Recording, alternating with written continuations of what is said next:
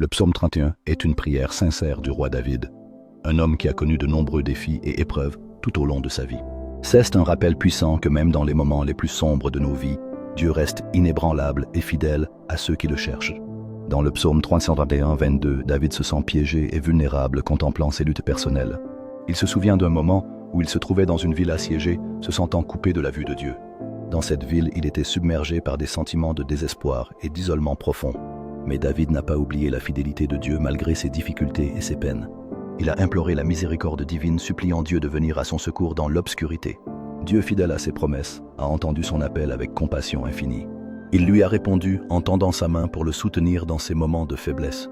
T'est-il arrivé de te sentir piégé comme David dans ces moments difficiles? Ce passage nous rappelle que l'amour et la miséricorde de Dieu ne sont jamais loin de nous.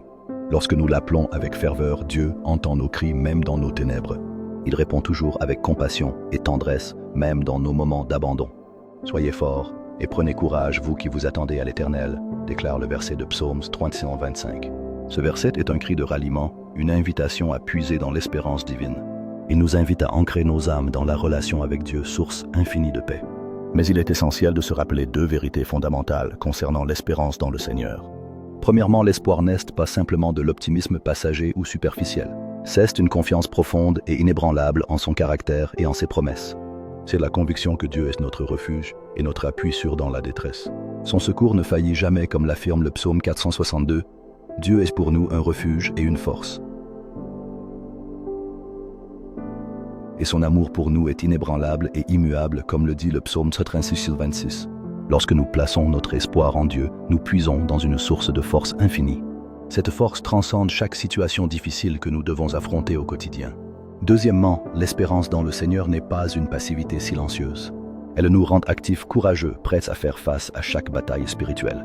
Notre espérance repose sur celui qui écoute nos cris et répond avec amour infini. Dans nos moments de détresse, il est crucial de se souvenir des merveilles de son amour. Ces merveilles se manifestent dans la vie, la mort et la résurrection de Jésus-Christ. En lui, nous trouvons l'expression ultime de l'amour indéfectible de Dieu pour nous tous. Roi David lui-même, face aux défis, proclamait sa confiance en la fidélité divine. Il disait souvent « L'Éternel est mon refuge, ma force et mon salut » en chantant sa foi.